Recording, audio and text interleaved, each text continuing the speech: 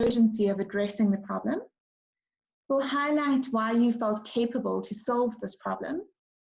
It will be customer or beneficiary centric and articulate. So really getting into the details to paint a clear picture for number one, why we're doing this, but then also how is it going to create an impact. So that was one part of it. And then the second part of it was really about competence. You're trying to project who we are, who am I as an entrepreneur, who my team is, what is our experience. Because it's not just about having a great vision for creating impact. We also have to be able to create impact. We also have to have the technical expertise and operational excellence to be able to implement what our goals and dreams are. And so throughout the entire process, all the questions were all about providing bits and pieces of information that would make the judges more confident that we could do this and that we had vision and the right vision. And how clear was that vision in your mind going into the application process? And what did you find most useful to help you sharpen that vision as you tried to put it on paper? Right. Well, the way I see it is, in terms of quote unquote preparing for the application, it's something that started happening 4, 5, 6, 7 years ago. When we're starting the business, I don't think it's possible for someone to just wake up now. You have two months for the application to be due, and all of a sudden have be able to prepare for it. So when I was starting my business, I had to think very carefully about about all of these questions. Why am I doing this business? What kind of impact do we want to create? How is that impact going to be measured? Because it's very important, because as I was writing the application now, I had to fall back on all the data that we had gathered over the past 6, 7 years, however long came before that, to be able to paint a clear picture for, number one, what it is that we had already accomplished, number two, what the scale of the challenge and opportunity is, and number three, how will we make a difference in the lives of the people in the communities that we're serving. And what gave me confidence and gave me inspiration to go through this entire process was the fact that I, as the CEO for the business and the one who started the business, I have walked the full 9 yards. I've slept in the farmers' houses. I've been to all the farms in the rural areas. I have gone out in the field myself to sell the customers one-on-one. I've worked with the suppliers. And so I had a sort of human face to all of the numbers and all the data that, as I talk to you, even now as I talk to you about the numbers and everything, I can in my mind, I see the face of a person.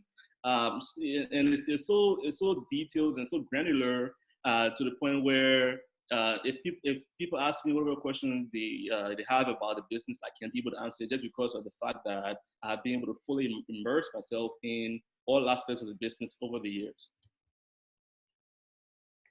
That's really helpful. And I suppose the one area I just want to talk about a bit, and then we'll pause for questions from the audience. I suppose, audience, as you think about your application, there's a number of kind of values that the program sets out and how it defines heroes. So how are you drawing out passion, boldness, resilience? I think there's a lot of Mahmoud's story that really talks about mission driven. What's the impact that's coming out here on broader society? How are you innovative, impact oriented, and what that clear vision coming through? Kind of how did you think about these values as you came through? What stood out to you most as you thought about the application, Mahmoud? Well, I think so. The life that I have lived as a young person in Liberia is a similar experience that everybody that grew up in my generation has had, right? But what differentiates people, I think, it's all about perspective in terms of how do we take all of these, challenges that we've had in our lives and use it as a force for good, for inspiration. So when I was thinking about that, I had to really reflect on growing up, in Liberia, and it's unfortunate, but it is true that we had a very terrible experience growing up in Liberia with the Civil War and all that happened. And it also is true that all of the tragedies that happened in Liberia did shape me in terms of sort of this desire to say, how do we not go back to war? How do we have economic justice areas so that people can earn an income, so that we don't have these massive inequalities that will push people to the extreme of starting a war? That's something that really did impact me. I also, on a very personal level, my background and the way I grew up, when I was growing up, my parents didn't have a lot of resources. But what made a difference was the fact that my mom was able to start a small business early on that she invested in, sending me to school, and all of these things shaped me. And these are all universal stories. I mean, no matter who a mom is, no matter what part of the world she is, she wants the best for her child. And that investment that my mom made in me is something that has put me where I am today. And so now I'm thinking about, okay, the next generation of young Liberians, what kinds of businesses do we want to set up, to provide income and opportunities so that other moms and dads out there can have the resources they need out there and make a difference for the kids. So, think about this in two ways. One is think about just the hard numbers, like how many people out there are in poverty, how many people can afford to send their children to school. But you also think personal stories in terms of, what does it mean for a mom to look at her kid in the face and say, I'm not going to send you to school this year because I don't have money. And how do we not take all of those things and translate it to paper so that when somebody is reading it, they can see the story of that individual mom, but they can also, which is my mom, but they can also see they can also read into the numbers, the statistics, right? So for me, when I was reflecting on all of these things, it really was important for me to be vulnerable and be open, to share my own personal story, and telling my personal story within the context of the larger JFAM story, within the context of the larger Liberia story. And I think that being honest and being authentic and being vulnerable really allowed the passion and the boldness and the resilience and all of these things to shine through. But I think first of all is we have to be reflective, and I don't know if that's the word, we have to be able to reflect on our experiences and be willing to take the risk to be vulnerable, to share our stories. Because I think that once you do that, other people can perceive the sincerity of it and can be able to first buy into your mission, and then everything else follows from there. I think that's a great, it gives everyone on the call, I think, a sense of both what the application process is looking for and how you went through that process of drawing that story out. A couple of questions we want to take from the audience at this point for Mahmoud on his journey, his experience, before we talk through more of the nuts and bolts of the application.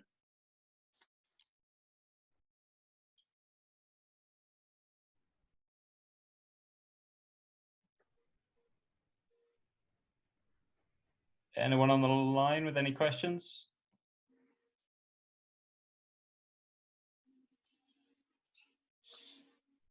Okay, in which case we'll keep moving through. I have a question.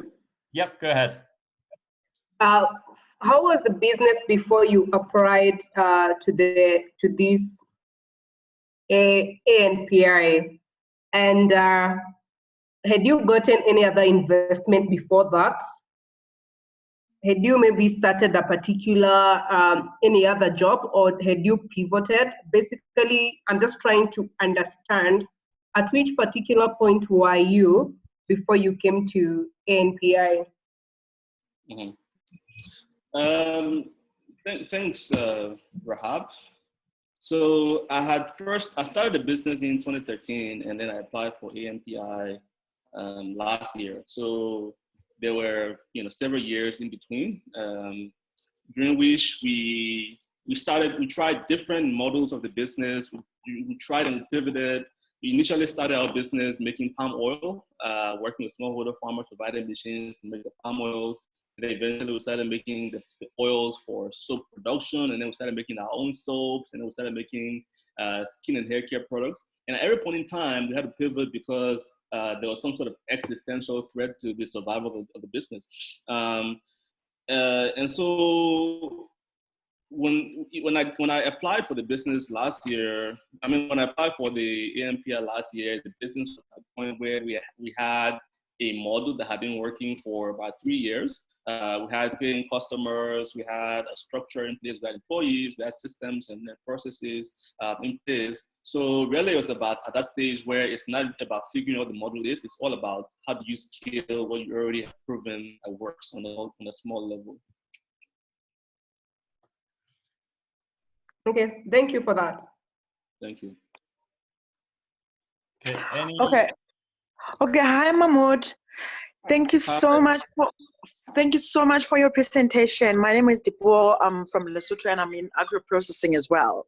I just want to find out, I mean, if you'll correct me if I'm wrong, but from your presentation and from reading your profile a bit, I realize you are processing, right? The manufacturing in the value chain.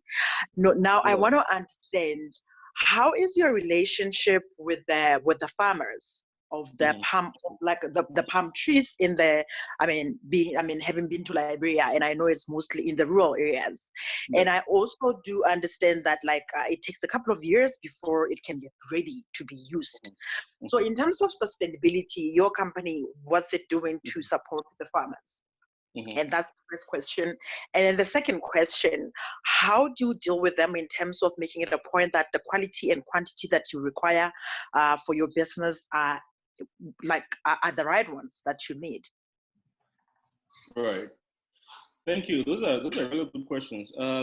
So when I started this business, when you look at the regional business plan, there was nothing there about skincare products or hair care products. It was all from the farmer's perspective. This is something, because I before starting the business, I had worked in the government, and I had worked in an NGO.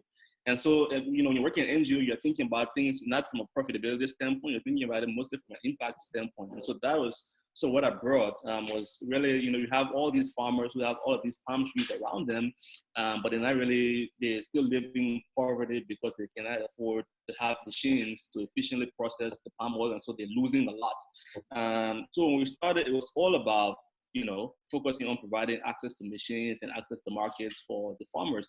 And that really gave me, in order to do that, you have to build relationships with the farmers. We have to go out there and look at the farms, really understand, what were they producing, how long does it take to produce, what is their yield, how are they getting it to market, what are the challenges when it comes to infrastructure, and how all of those things constrain their productivity.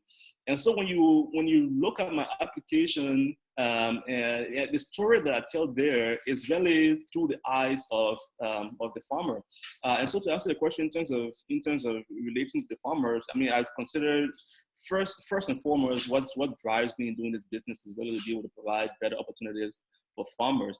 And the only way to do that is to have a solid enough business model that has a consistent cash flows, so that we can be able to continue the work that we do with farmers. So, personally, I'm still, even though the business is much more diversified than it was initially, and it's much bigger than it was before when we started, but I still maintain a direct link to the farmers. I still go out to the villages myself. We just before the COVID crisis, were installing new machines in communities, and I myself was getting in the truck and going out to the villages to meet with the farmers, meet with the communities, meet with the chiefs and the elders, and talk with them and understand the challenges. And I think it's important to maintain that relationship because number one, that's what this whole business is about. But number two, it's sort of my way to refill. Sometimes you get lost, when you talk about packaging and marketing and sales and all of this stuff. It's always important to go back to source, to get that refill, to really understand why we're doing this. When you see the farmers who are appreciating the fact that they have a machine and they no longer have to use their hands to make palm oil, it's important. But then also from a communication standpoint as well, both in terms of fundraising, but also for marketing. In this modern world we live in, it's important for consumers would like to understand that their purchase decisions are making an impact in the life of somebody. And so, a huge part of our marketing is really just telling the stories of the farmers, so that the people in these urban areas who have no idea what the challenges these farmers are facing can have a deep appreciation that, if I'm using this soap or if I'm using this moisturizer, there's a farmer out there who's going to benefit from the income that comes from that. So it's important. So I always keep in direct contact with the farmers. and it's important for the business as well. And in terms of quality assurance, it's a bit tricky, but basically what we do is we have agents in the communities that we pay them a salary, and their job basically is to work with the farmers to source the materials and make sure that it is of the right quality and the right standards. Okay, thank you so much. That makes so much sense. Thank you. Thank you. And I know, Mahmoud, we'll only have 1 or 2 minutes of your time left just before you move over to the other group. But one of the questions in the chat window was, do you have plans of expanding the business to other countries? How are you thinking about that? How has the program kind of shaped that vision as well? Yes, we are thinking about expanding, but what we're thinking about is we want to expand adjacently. So we want to expand first to countries that are close, those countries that maybe I can drive across the border and take the products to. So we are looking at the West Africa, and then once we expand to most countries in West Africa, first the English-speaking countries, and then the French-speaking countries. We want to make it as easy as possible to expand. Then we start to expand to other parts of the African continent. So it's going to take a while, but we want to make sure we're doing it the right way. Hello, Mamu. Hello. Hello. Mamu, how are you? This is Ralph Sankale calling from Liberia. Are you there? Hello. I think we may have just lost Mahmoud, I'm afraid. He's joining another breakout discussion now. So I think the speakers have just been moved. Sorry about that. Yeah, okay. Right. But I'm okay. I appreciate. I'm also in the space of value-added agricultural product in Liberia. So, and he happens to be a friend of mine who normally patronize my business. I'm into natural, non-preservative juices, organic juices in Liberia. It's called Evergreen Natural Juices. So he invited me to this forum, so I decided to just come and participate to know more about this program and how I can leverage my entrepreneurial skills to another level. But it was a pleasure talking to you, and I hope I can have the opportunity to pose another question to him on another forum. Perfect, and great to have you on the call. So we've got another 10 or 15 minutes left to kind of start walking through some of the nuts and bolts of the application, and I think we made the most of the time with Mahmoud at the start to really get a sense of what does a successful application look like, and how do those businesses really pull out the values of the program here. And I think a lot of that stuff, a lot of the values here would have stood out really strongly in that story, that commitment to impact, that vision that Mahmoud had as a business. Yeah. So it kind of takes us now to a bit more of the nuts and bolts of the application, and I'll kind of run you through each section a little bit, and then we'll pause for any questions, reflections, discussions from the group.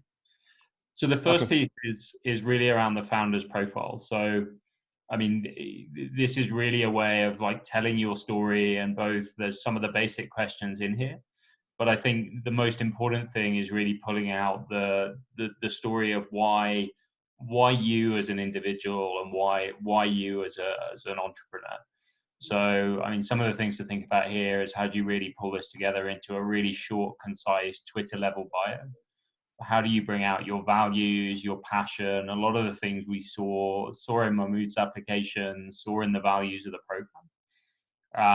And the other thing to think about here is like, what's the question you'd ask Jack Ma if you got to the final? What's the kind of big question on your mind, and how would you think about that? So this is really a way, there's both the basic questions here, but it's also a way of really pulling out on the application, like why you, and what really would make your application stand out. Sorry, I think the screen is just frozen.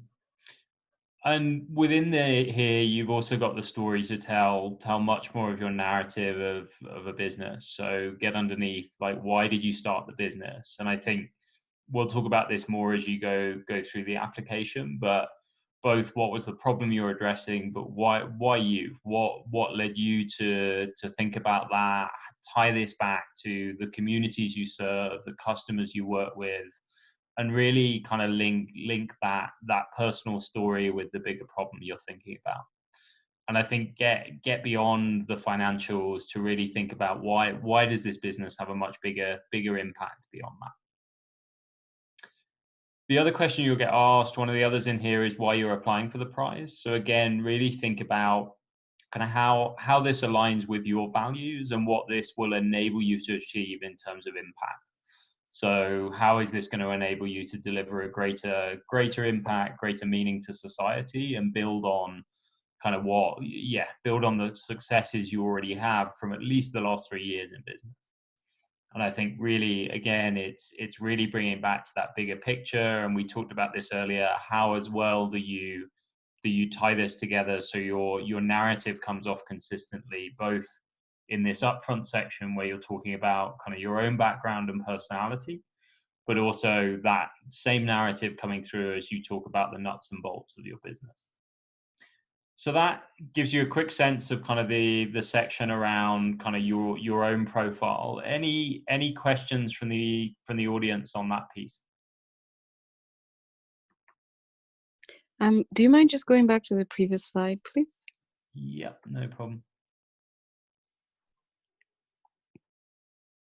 Was it this one you had in mind? Yeah, I was zooming in to take a look.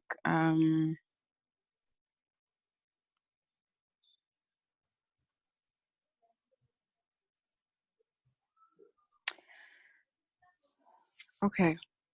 No, I mean, I was just thinking in my head, in 50 words, to be able to tie all this together will be an interesting challenge. But yeah. Yeah, there's quite a few. I mean, it breaks it into a few different questions. So when you go through it, you'll get a bit of a Twitter bio, kind of a number of opportunities to share different bits. So I think it's balancing, like, what do you cover in what question, and how you be as concise as you can. You probably I think you get a good few hundred words across the whole section. So it really is thinking about how do you build the narrative over a number of questions.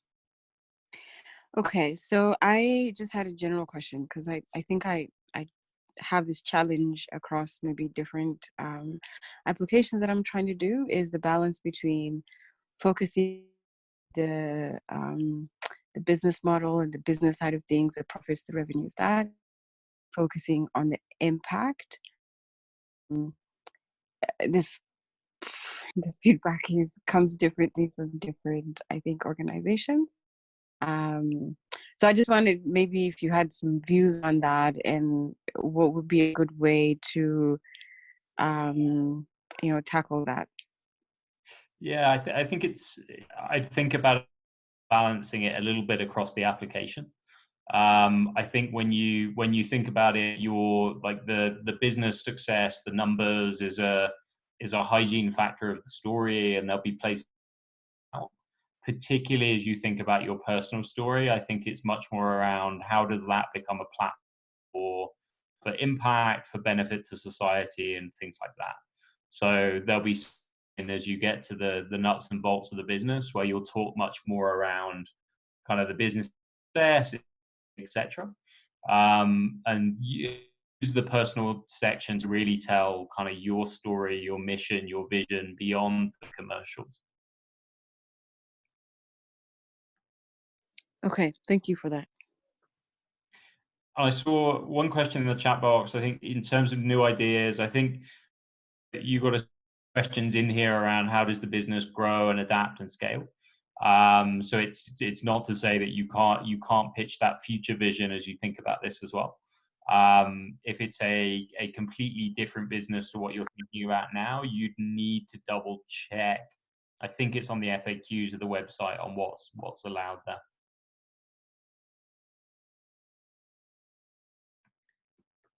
Okay, so that kind of first section gave you a bit of a sense of the personal section, and as we were talking about in that discussion here, we actually start getting into the business profile itself. So there's a number of questions here around kind of where are you formally registered, how many years have you been running from since you started the idea, where are you based, how many staff have you got. That starts to become a bit of a basis for for some of those kind of core numbers of the business. What stage are you at? Is this seed stage? Has it been growing for a while, etc.? So some of the basics kind of get out the way at this stage. You kind of move then into a much bigger deep dive on the business. And I think kind of clearly the program looks for bold, innovative, big ideas. So it may move much beyond where you are today to say, what is the big vision that you're trying to sell? What's the core values, the problem you're trying to solve? And I think within this, like really think about what's not working in the current world, and think about it from your customer or who it is you're serving's perspective. What's the thing that really annoys them, and what is it that you can enable them to fix and to achieve much more easily? So I think kind of with that, it's another chance. You'll tell your personal story. You'll tell, I mean, as Mahmoud was talking about at the beginning, how did your upbringing, your wider life really shape kind of how you think about the world? Here is your opportunity to really sell the specifics of your business, the mission, and the vision behind it. Within that, kind of a lot of the pieces here around the challenge you're trying to solve, really clearly articulated pain points become really important. And I think both articulating how this can really help kind of address a pain point, serves a real need, that becomes both a basis for your commercial success and also the ability to have that broader impact.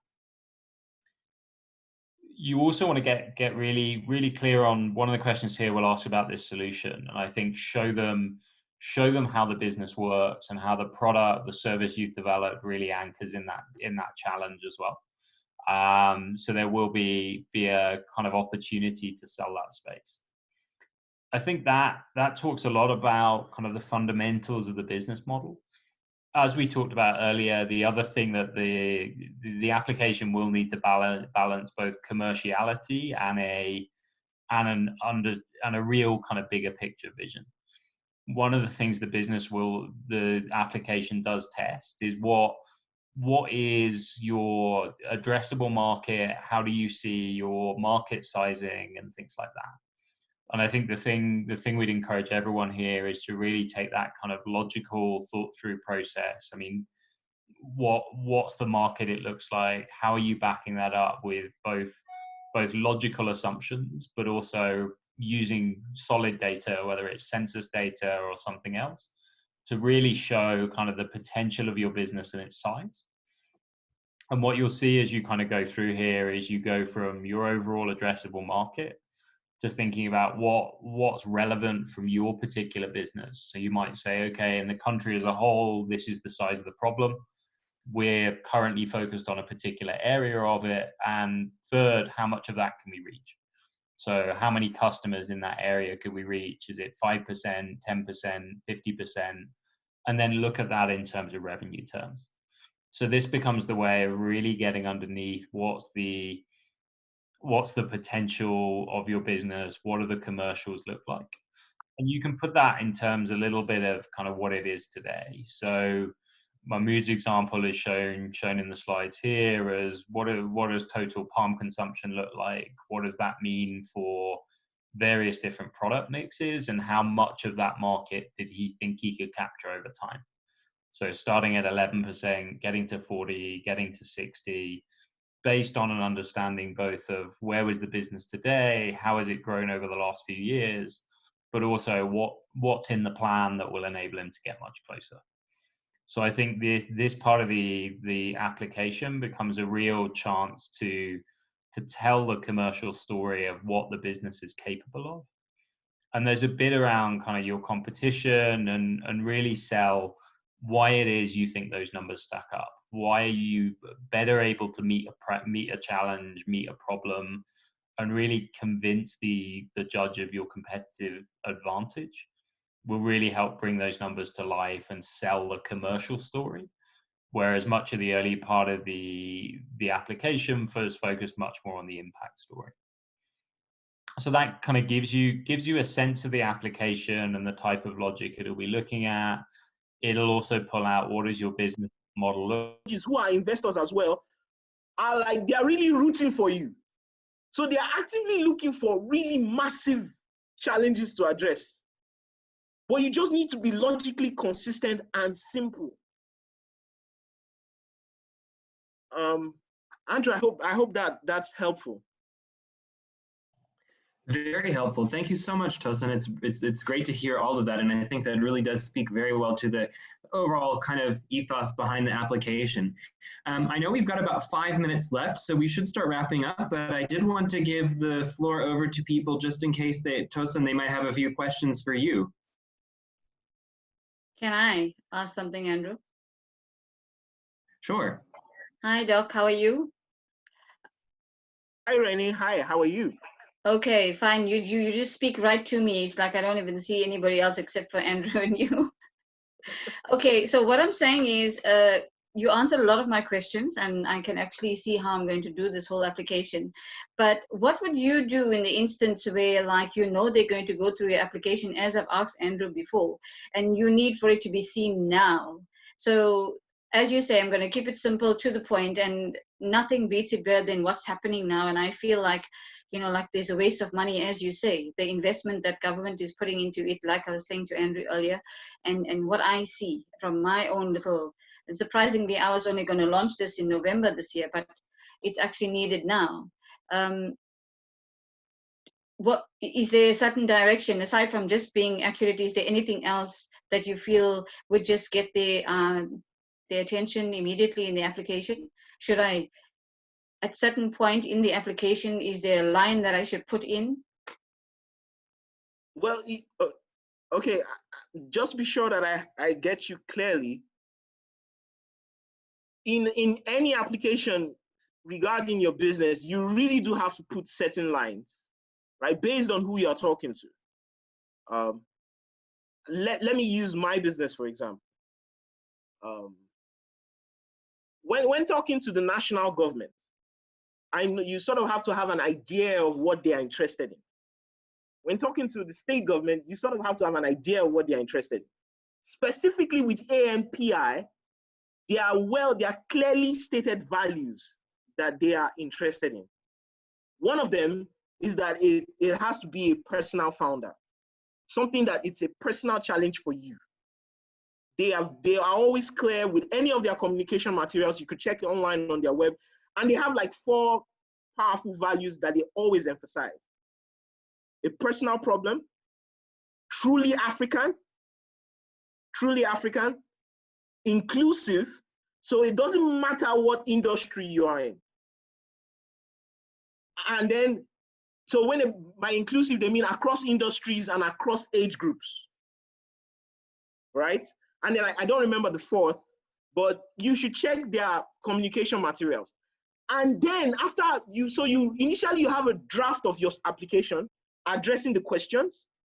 Then you take the materials that they have and clearly spell out where your application does that. Do you see what I mean? You know, so you'll be doing a lot of back and forth. You know, as an entrepreneur, your audience doesn't need to know all of your business to be convinced. You know all of your business, but it's a whole galaxy. You want them focused on what matters for the 5 minutes you have Mr. Jack Ma's attention. Okay, yeah, thank you. And I think that's why they're specific to so many words for an answer. Thank you, Doc. Thanks. Yeah. Great. Anybody else have any questions?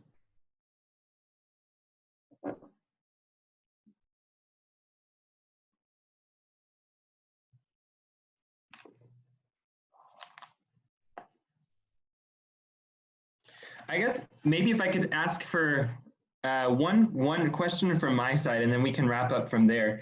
And you have already talked a lot about it, but Tosin, where did you start whenever you were beginning your application? And I think that's the hardest part, is to actually then describe the problem that you're facing while still connecting it to you as a person. I mean, the problem is this big in the world, and then you're here. What is the way that you actually started that application and started even thinking about what you wanted to say? And do you have any tips for the people here to make that first step? Got it. So, you know, there are 2 ways to go about it, right? You could for me, it was pretty direct because this was something I was immersed in on a day-to-day basis. So I had a career as a clinical practitioner in rural communities and where I volunteered. So it was just so easy for me to draw a straight line from there, right? And I'd been thinking about the solution for a while now. In some other cases, it's not so clear and would require a little bit more work. So I'm going to use a sort of a different solution that we had built and that was very successful, radically successful, but we didn't use on the ANPI platform. So we noticed, I don't like football, but a lot of my friends love football. And I noticed that whenever there was a match that was being played, a lot of my friends would be, and there was no power in our area, a lot of my friends wouldn't know what the scores of their favorite teams were. And they always wanted to be part of the game, but couldn't get anywhere to either see the match or find out the scores. And this was way back in 2004. So we built a software platform that gave people their fixtures and their scores using a social media format. So I've just explained to you a solution that I wasn't really embedded in, but I've drawn a straight line all the way to Facebook Global. Do you see what I'm saying? Absolutely. So you sort of have to, yeah, so you have to do that. You have to, you may not be, it may not even be your context, but you want to be able to do that in as few sentences as possible without using any jargon. Mm-hmm. I also like the way that you told that because you kept me interested and you also made me smile while you were doing it. So I guess that's the point, is that if you even keep the reader smiling, I think when you read so many of these, you have to remember the reader's going to be tired and have heard so many things. So if you can get them to smile and if you can get them to actually relate to you as a human, you've already gone so far. Great. Exactly. Well, thanks everybody. I think we're at a point now where we can wrap up, but this has been really interesting. I know that there's actually, I did just ask about an email. If you actually have any questions, so I know Renee, you had a couple that might be specific, and if anybody else has any, you can use info@africabusinessheroes.org to direct any specific questions you might have about any parts of your application. So that's a further follow-up if the FAQs on the website don't answer any of your other questions clearly enough. So that's info@africabusinessheroes.org. Well, thank you, everybody. Dr. Tosin, thank you so much for your insights. It was so nice to hear actually about your own journey. But to everybody else, thank you so much for participating, and I wish you all the best of luck. This is a really exciting opportunity, and looking forward to actually hearing all sorts of things about the applications that go forward. So thank you so much, and have a wonderful Friday afternoon or evening, depending on where you are. Okay, thank you very much. Thank you. Thank you, Doc. Bye. Okay, bye. Everyone. Thank you. Ready? Let's connect. Okay, everybody on here, let's connect. We need to connect.